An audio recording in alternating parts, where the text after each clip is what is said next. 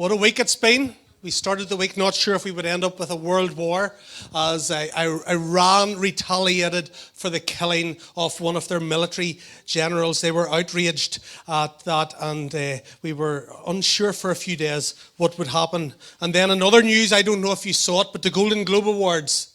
Everybody has been talking about that in Ricky Gervais' opening speech, where he basically offended every famous person in Hollywood and further afield. There were some things I didn't like about it. Personally, I loved most of it because he just tore political correctness apart. The best bit was at the end. He told a room of the most famous movie and TV stars on the planet. He said this: if you do win an award tonight, don't use it as a platform to make a political speech. You're in no position to lecture the public about anything. You know nothing about the real world. And Tom Hanks's face was just priceless at that. They were outraged. Outraged they were, because nobody has ever spoken to them. And then, speaking of outrage, what about Harry and Meghan? Huh? Outrage. Outrage. I feel the outrage in the room. Prince Harry and that girl from Suits have decided that they don't really want to be part of the royal family. Well, they're not completely separating just yet from it because, they haven't figured out a way to make millions yet somewhere else. But they're stepping back from senior royal duties, and they're going to be living between the UK and the US. The only thing is that they publicised it online before they told the Queen. I think she learnt about it through Facebook. And so people are outraged. Outraged. How can they treat the Queen like this? We live at a time of outrage. It's what's been called an outrage culture, or the age of rage, where everybody is offended by everything all the time. People take something that has nothing to do with them, like Harry and Meghan, and make it personally. How could they do that? Does that really affect this week for you? Does that affect the next decade of your life? Not in the slightest. And yet we're outraged. How can they do that? She's a gold digger. She just wanted to be famous anyway. Sorry, that's my own stuff coming out. That's my own therapy coming out there. I saw it coming all along. I give them 5 years max. But anyway, some of you are offended by that. You're outraged that a minister would say that. The slightest disagreement with anyone's point of view means that we want to shame them. We want to publicly shame them until they realize how sorry they are. And if they don't repent, we'll shame them even more. We'll dig up photos from 30 years ago. We'll take Twitter comments from 10 years ago. Something you said at school, how you were dressed in a school play. All of these are proof that you're a right-wing Nazi who hates everybody apart from yourself, and that you're a sympathizer who hates minorities, and therefore you should be excluded from having any voice or platform in society until you come into the political correctness line. Everyone today is a victim, and everyone has got somebody else to blame for why they are the way they are. It was the way my parents. It's because of white privilege. It's because of the education system. It's because of the government. It's because of It's never my responsibility. It's always somebody else's. People are looking for reasons to be offended. For example, vegans. If you're a vegan here, there's prayer ministry up here after the service. If you have the energy to come up. Again, outraged, you vegans, you're outraged right now.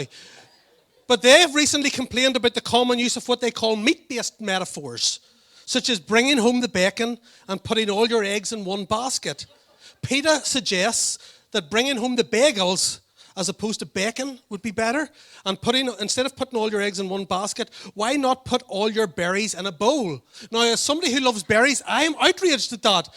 Why should they be confined to a bowl? It's like a mini prison for those berries. I'm outraged. Meanwhile, animal rights activists have decided that we should no longer say violent expressions like flogging a dead horse or killing 2 birds with 1 stone. Because when people hear flogging a dead horse, what's the first thing you want to do? Find a horse and beat it. That's obviously what you want to do. And killing 2 birds with 1 stone. I taught my little boy that saying recently. Since then, he's been out with a catapult in the garden, seeing if he can do it. He hasn't managed yet. This seems ridiculous to you, I'm sure. But the thing about offense is this. Things that seem ridiculous to me are serious to you.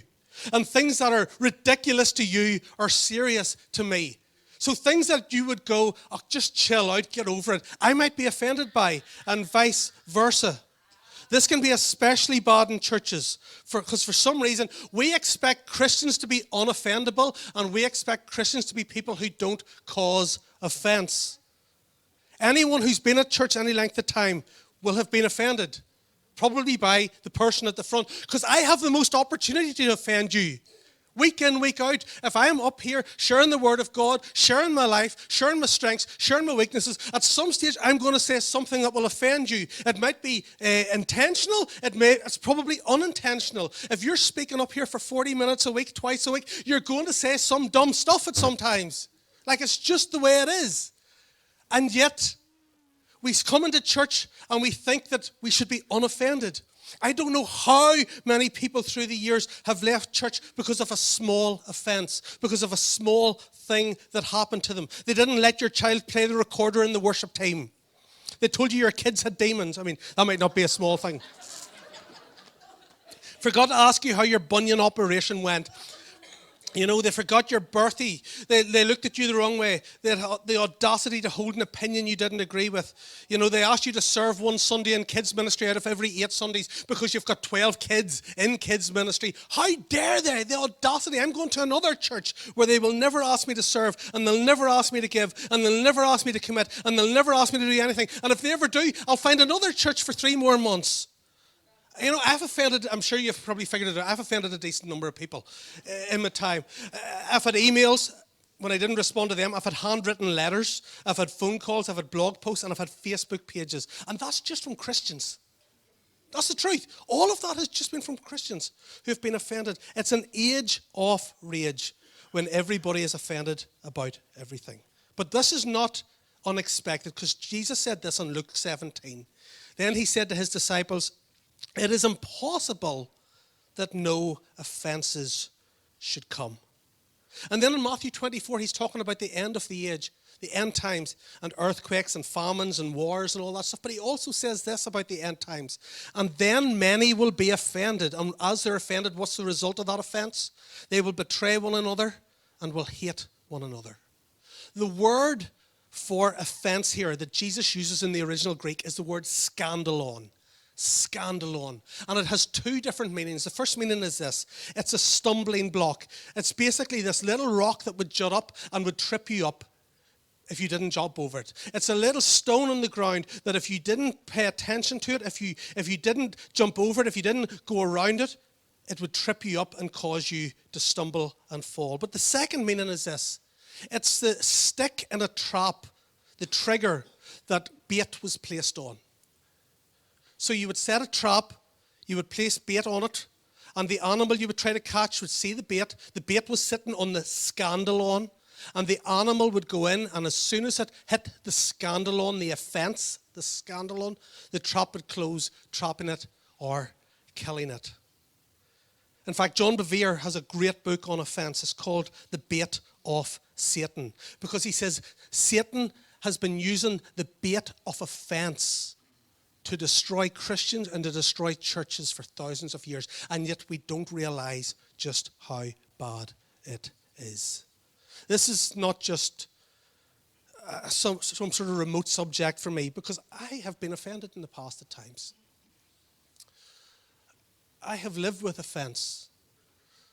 And a lot of the time what I do up here, a lot of the time I'm not preaching to you, I'm just doing some therapy up here, and I'm sharing it, and you just get to sit in on it. And so what has God been speaking to me about? And it's been offense recently, to be really honest. At times I've managed to just shrug it off, as you probably have. And at other times I've allowed it to take root in my soul and in my spirit and to damage my well-being. A number of years ago, in another time and in another church, I went into a particular meeting with some people, and I expected a certain outcome of that meeting. I had certain expectations about what would happen in that meeting.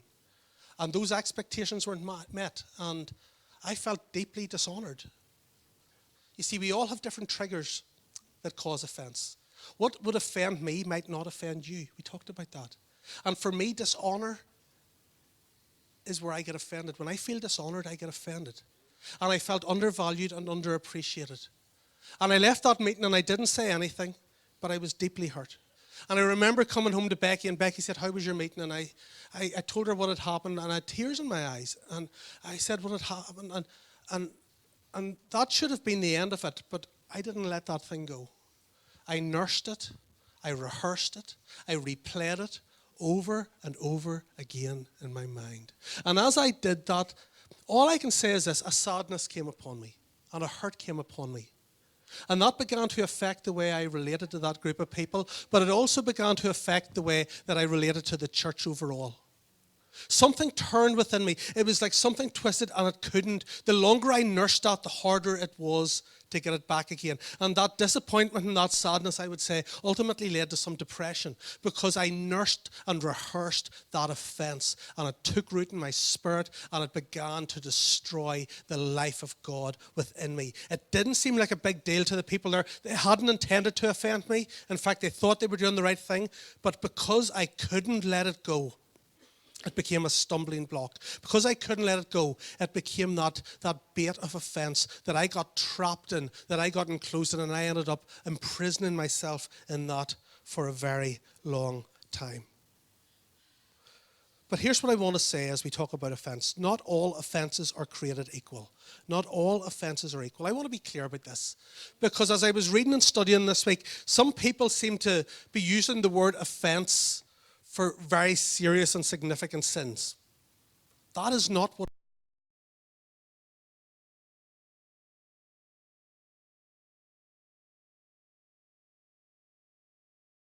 I'm talking about adultery. I'm not talking about violence or harm against you.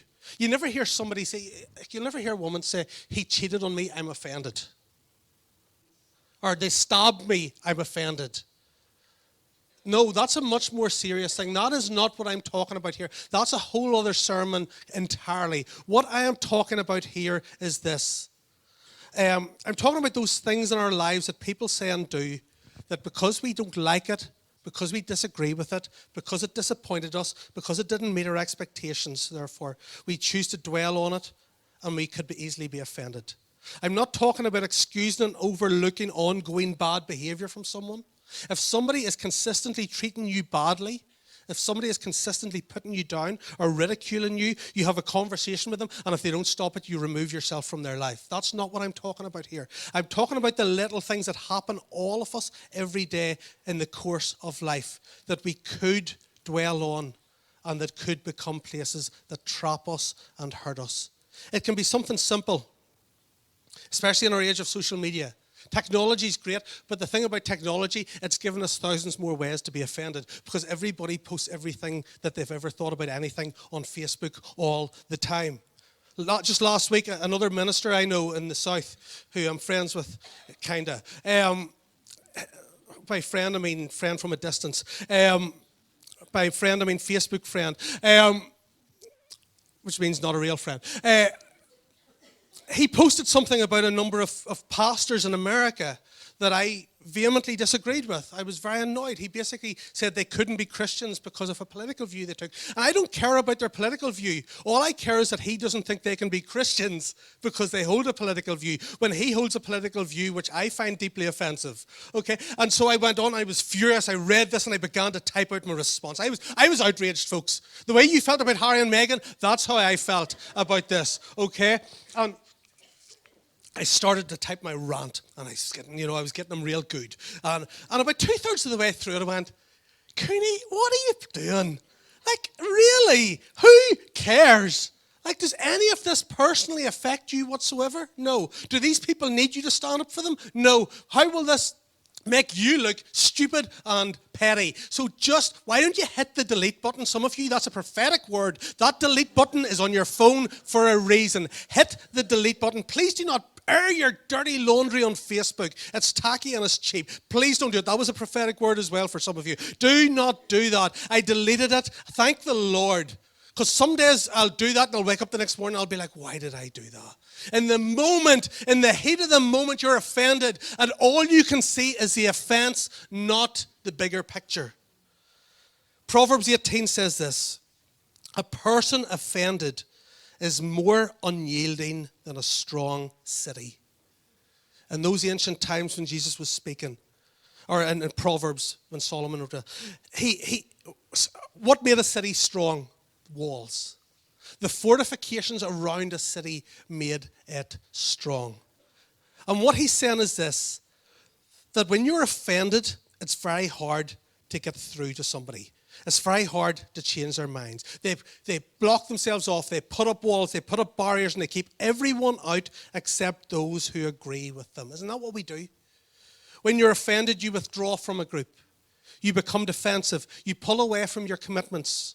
You separate yourself from community. You isolate yourself. You tell others about who offended you, hoping you can start a little offense club if they agree with you. And if they don't agree with you, then you're offended with them too. You stop coming to church. You nurse the offense by replaying it over and over again in your head. You start to take that one isolated incident that somebody did and you use that to characterize their entire lives.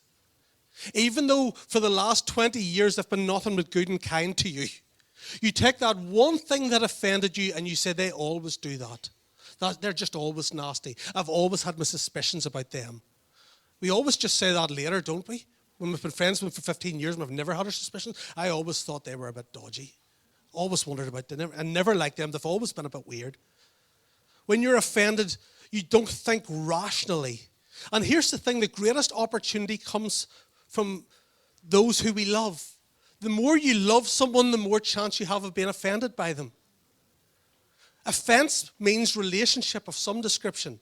If one of the kids from Hope Kids comes in here and says, Craig, I've noticed you've been putting on a bit of weight, I'm not that offended as a kid. I might say, you know what, and you're ugly and I can lose weight. I mean, I wouldn't say that, okay, before you're outraged. I wouldn't. I'm just trying to add a bit of life to the service, okay?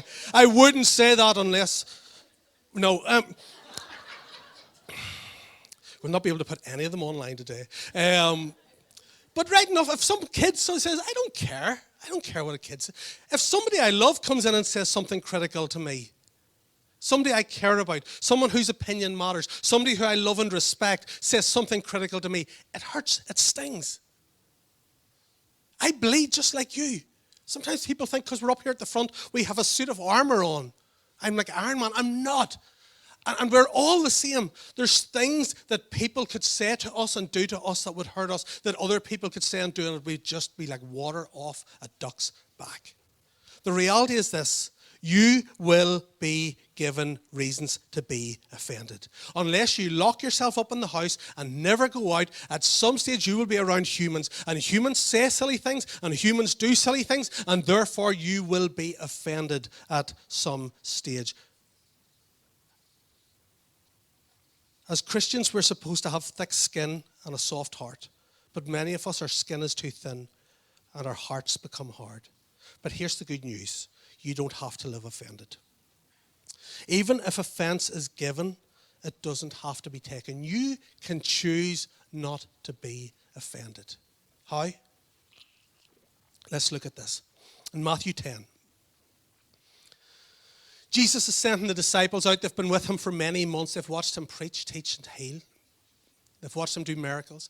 And he, for the first time, sends them out to do this stuff themselves, to go into the towns and villages and cities and preach the gospel of the kingdom.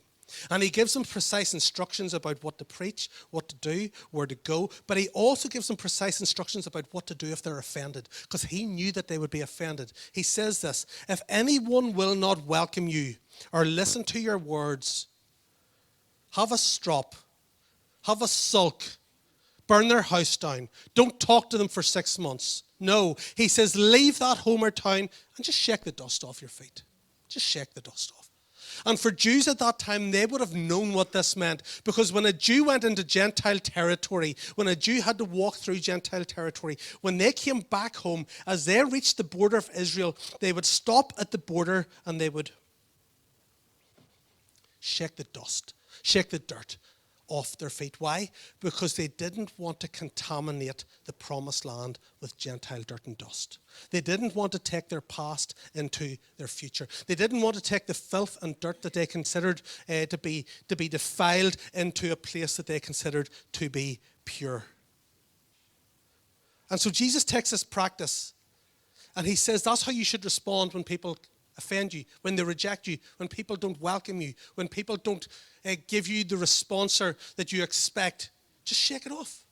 He says, if someone doesn't welcome you or listen to you, just shake it off. I feel the spirit of Taylor Swift coming on me right now.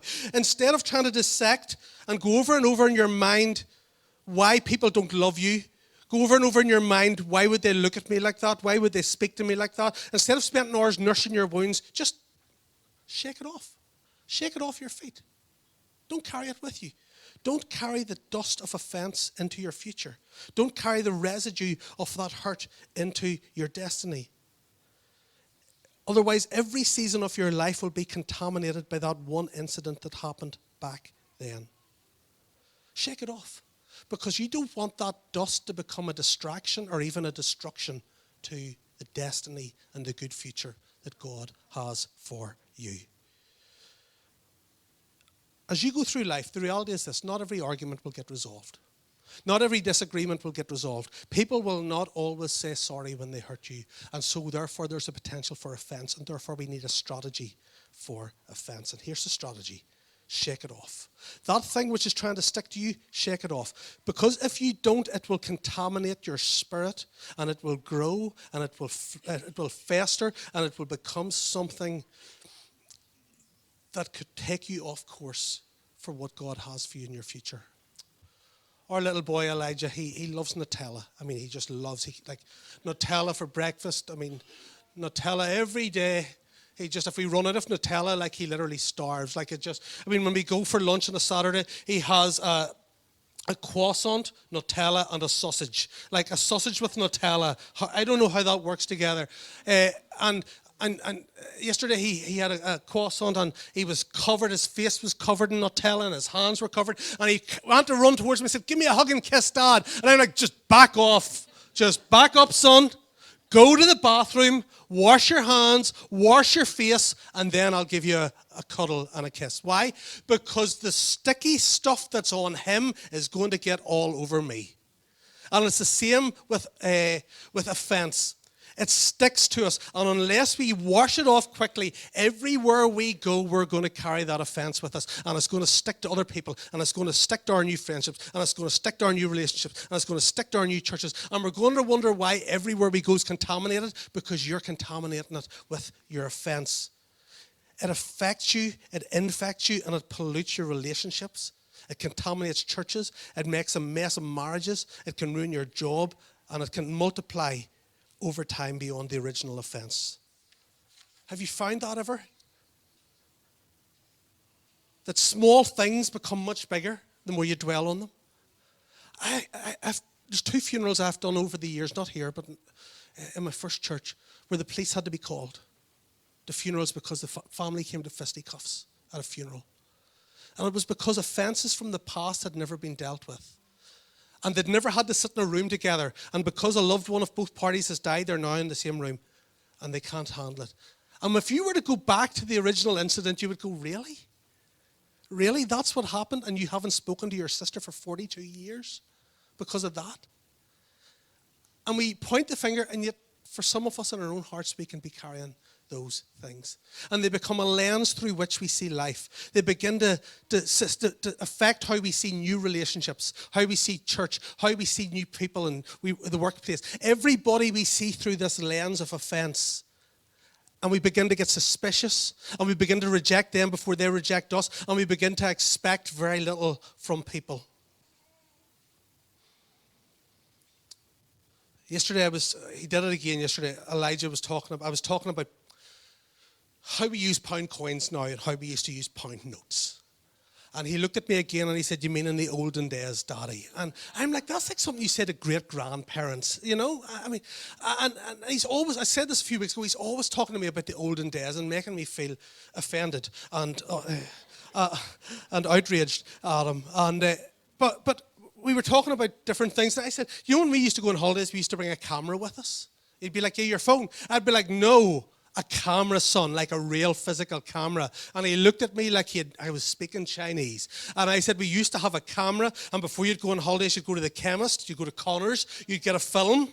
It would be 24 or 36 exposures, and then you would go on holidays, and you wouldn't waste them because you only had 24 or 36 exposures. You didn't have time to take 87 selfies and pick the right one and delete the rest. You only had 24 or 36 exposures. And then you would come home from holidays and you'd taken 21 photos, and so it would sit in the drawer for a while, and somebody would say, 'You're not getting those pictures developed.' And so that's why in some of your your pictures, you've got like the most random, you've got all these 21 holiday snaps and then a picture of the side of your house or your neighbour's car. And you're like, we were trying to use up the film so we could get them developed. And then you go along to the chemist, you'd put them in an envelope, you'd write your name on it, and then you would hand them over for 3 or 4 days so somebody could see your most private personal moments. Then you would go back and collect them and pray to God Almighty that the person at the desk was not the person who had developed them. And then you would bring them home and you would all gather around to look at your snaps, and some of them would be good and you'll be like, oh, wasn't that great? Wasn't Magaluf wonderful? Oh, look at that. And then you'd be like, but why is there a big white dot in the corner? And why is there these big white rays coming out? It wasn't because there was an angelic heavenly host in the room. It was because a bit of dirt or a bit of dust had gotten onto the lens. There was a scratch on the lens. And if the lens was scratched, if there was a bit of dirt on the lens, that would affect the filter through which every picture was taken. And that's a picture of what happens in our lives. When that dirt, that dust of offense, of having a critical spirit, of negativity comes upon us, we begin to see everything through that. Everything gets distorted. Everything gets damaged. Everything gets out of place because of that bit of dust, that bit of dirt of offense that we haven't dealt with. And we begin to be suspicious. We begin to be angry. We begin to be doubtful about everybody because of that bit of dirt and that bit of dust. If we just have cleaned the dust, if we just have taken time to get rid of it, it wouldn't have affected everything else. I love what one pastor, Craig Cooney, says. He says, your life is too short and your calling is too great to live offended by small things. I love that. That's a word for some of you this morning. Your life is too short and your calling is too great to get offended by small things. Sometimes people come to me and they'll share something that they're stuck in their life with, that they've been stuck in an area of their lives and they can't move forward in their relationship with God. And as we delve a little bit deeper, they'll talk about something that happened to them, an offense. And I'll say, when did that happen? And they'll say 18 months ago or 5 years ago or 26 years ago. And I look at them and I go, you're allowing that one thing from your history to control your destiny. You're allowing your past to be dragged into your future. You're allowing that bit of dirt, that bit of dust that is so small and insignificant. I know to you it's a big deal, but in the bigger scheme of things, it's not that important. You're allowing that to put you into an emotional prison, and you have the key to get out, but you're choosing not to use it because you're right. You're justified. You're trapped in an emotional prison, and the hurt festers, and it grows, and it sucks the life out of them, and it leaks into every relationship they have. And then they go to other places and they begin to hurt other people and offend other people because they're carrying that with them. And they keep changing jobs, and they keep changing churches, and they keep changing jobs, and they keep changing churches, and they keep changing and changing and changing because they're looking for that place where they won't be offended. And they're not offended for 3 months, and then they are, and they move somewhere else. And they keep looking when actually the only common denominator in the whole thing is them. It's not the bad people in every church in the 20-mile radius of here.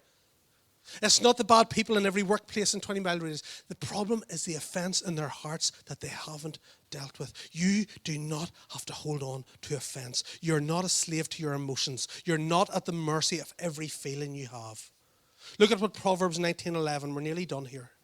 Proverbs 19:11 says this, a person's wisdom yields patience. And then this is important. It is to one's glory to overlook an offense. Now, the word for overlook in Hebrew here literally means to pass over or to rise above. Imagine you're out jogging around the lakes, okay? For some of you, that'll take a more imagination than others. But imagine you're jogging around the lakes, okay? And you're jogging and you're full speed, you've got your headphones in, and a little scrappy dog runs out in front of your path. Do you stop and analyze the dog and shout at it? No, you just jump over it. You just jump over it and you keep on going. Why? Because you don't want to be distracted. You have somewhere you're going. You have a mission. You have a purpose. You have a direction. You just hop over it. You leap over it. That's what that word overlook means here. That when you're offended, it's like that little scrappy dog. You just jump over it and you keep on going because you've got a mission. You've got a direction. You've got a purpose from God. So keep on going. René Descartes, a philosopher, said this, whenever anyone has offended me, I try to raise my soul so high that the offense can't reach it.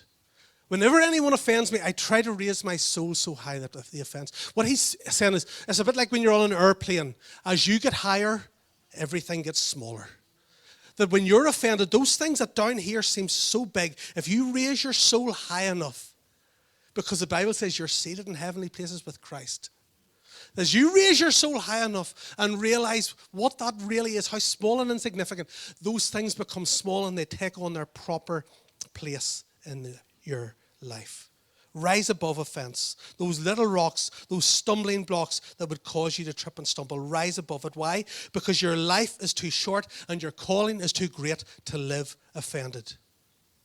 When people hurt your feelings, when people overlook you, when people unfollow you on Facebook, when you followed somebody for the last 6 months and liked all their posts, but they didn't even wish you happy birthday on Facebook on your birthday, do you know what? Rise above it. Your life is too short and your calling is too great to live offended. When you feel underappreciated, undervalued, and misunderstood, rise above it. Your life is too short and your calling is too great to live offended. When you send someone a text message and they don't respond for 3 days, even though you can see by the 2 wee ticks they've read it, don't be offended. Rise above it. Your life is too short and your calling is too great to live offended. When someone has the audacity to disagree with you or have a different opinion than you on a subject, rise above it. Your life is too short and your calling is too great to live offended. And here's the other thing to remember, and I have found this really helpful. Sometimes the thing that was said or the thing that was done that was hurtful and offensive has nothing to do with you whatsoever. They're just having a bad day. You just happen to be there. And you have no idea what they've gone through in the last week, the last few hours, the last month. You just happen to be there, and therefore you end up offended. In fact, I would say the vast majority of things that we get offended about have actually nothing to do with us. But they're to do with how the person's feeling about themselves, what's just happened to them at work, the message they've just received, the test results they're waiting to get back, the fear and apprehension they have about something coming up next week, the sadness about being dumped by their boyfriend or girlfriend, the pain of losing a loved one 6 months ago or 6 years ago that you think they're over by now, but they're still broken and grieving inside and they're just having a bad day about it. You think it's all about you when actually the way they've just spoken to you is nothing to do with you. It's to do with them and their own hurt. Because here's the thing, hurt people hurt people. Hurt people hurt other people. And here's the other thing that I found really helpful when somebody does something that offends me. Every single one of us has had 5 minutes of madness. Some of us have had 5 years of madness, okay? 5 decades, some of you. But all of us in this room have had those 5 minutes of madness at some point in our lives that if we were to be judged by those 5 minutes, it wouldn't be a pretty picture. Oh, you are a bunch of saints, actually, aren't you? The Bible says that. We have all had those moments where we have said things and you go, like that is so not me. You've done things that have been completely contradictory to your beliefs, to your character. We have all had those moments of madness that if our life was to be judged by those, it would not go well for us. And yet we can extend grace to ourselves because here's what we do. When those moments of madness come, we say, that was the exception. That's not the way I am. That's not my character. And we give ourselves a Bible. But when somebody else does it, we say, that's just how they are. That's just their character. That's their personality. They've always been nasty. And we show ourselves grace and we show them judgment. And I want us to simply extend the same grace to other people as we would want extended to us under similar circumstances. In my 20s, I lived in Ohio for 2 years, working in marketing. And I remember one day I came home from work and I was sitting in the living room and there was a big glass patio door. And I heard like a scratching noise, just a wee scratching noise on the door. And I wondered and I looked and there was a skunk at the window. Now, anyone who knows anything about skunks, first of all, they stink. Okay, if you're driving along a road and a skunk has spread, you can smell it for miles. You'll be like, what is that? And you'll realize at some stage in the last few days, a skunk has spread. The second thing is it's a defense mechanism that they use if they're frightened. And so it wasn't like I could go out and start kicking the skunk and banging the window. You didn't do that, no. But you don't want it to stay there either, because the longer it's there, the more chance it has of spraying and somebody else scaring it, and your house will get covered in this stinky, most putrid stuff. So what you had to do was go to the window and really gently just tap it. Just slowly and gently just tap it and get its attention and make it realize it's not going to be harmed. Just tap it. And eventually that's what we did. And it just wandered off and went somewhere else. And I began to think, we rush into some things. We charge into things. We overreact to things. And if we would just step back and just tap it. Just step back and think about it. Just step back and not be so forceful. Just step back. My response typically is to overreact to things. And I'm learning to just step back. That's what I do. I overreact. If you bring a 9, I'll bring a 12. If you bring a pistol to the fight, I'll bring a nuclear weapon. Like that's, so I'm having to learn just to step back. Step back. Because everything that I think is a big deal in that moment, I realize a month later was really not that big a deal. And yet it's triggering me. We all have triggers. I shouldn't allow those things to trigger me.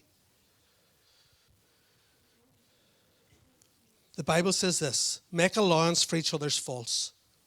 Make allowance for each other's faults. And then it says this: and forgive anyone who offends you. Remember, the Lord forgave you. So you must, not you should, but you must forgive others. Make allowance for other people's faults. They're human just like you. They will say and do stupid things just like you will say and do stupid things. Make allowance for that. Just jump over it. Just go around it. Don't let it become a stumbling block. Show a bit of grace. Instead of jumping to the worst conclusion, why don't you believe the best? Instead of continually rehearsing and replaying what they did, why don't you just release it? Why don't you just let it go? Shake it off. Get over it. Why? Because the Bible says this: we are to forgive others as we have been forgiven. How much have I been forgiven? A lot. How often have I been forgiven? Every single day. And if God in his grace would forgive me for some of the stupid, rotten, disgusting things I have done through the years, and I would hold on to that little offense that somebody else does to me, what does that say about what Christ has done in my heart? You see, maturity as a Christian is not about raising your hands. Maturity as a Christian is not about how much of the Bible you know or how often you go to church. Maturity is how you're able to forgive and overlook an offense. That's what's really a sign of maturity. I know people who have been Christians for 50 years, but they're bitter and twisted and angry about the smallest things. They're spiritual babies still. And I know people who've been Christians for 6 months and have more maturity because they're able to see the offenses for what they really are. And just as hurt people, here's the other thing: forgiven people forgive people. As you have been forgiven, we forgive others. So make the decision. Don't allow small things to offend you.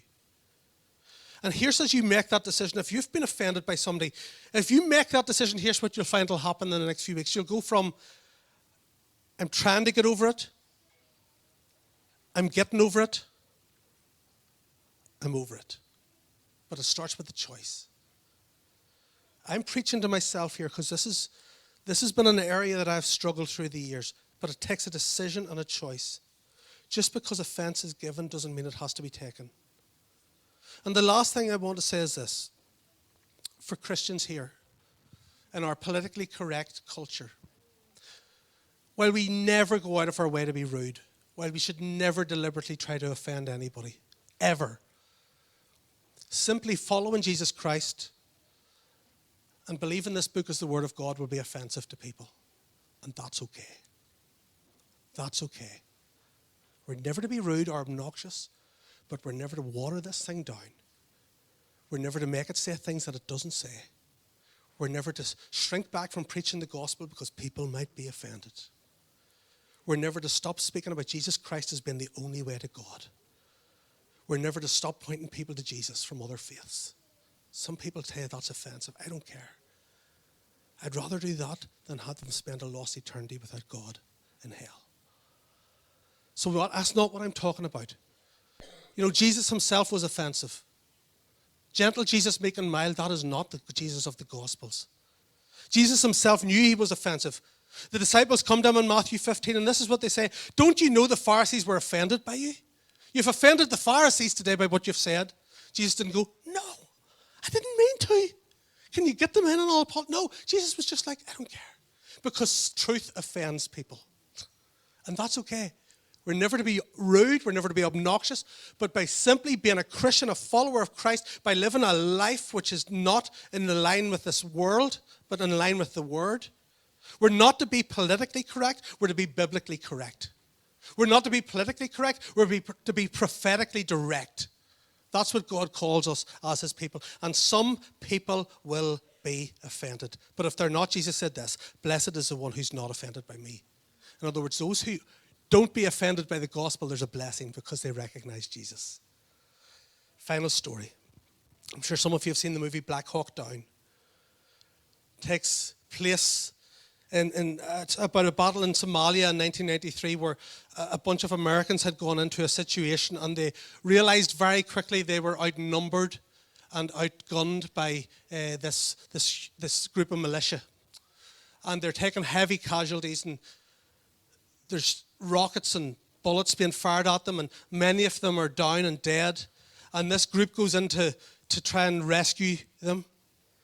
And the convoy of army trucks is trying to make its way back to the base under heavy gun and rocket fire. And the colonel stops the convoy.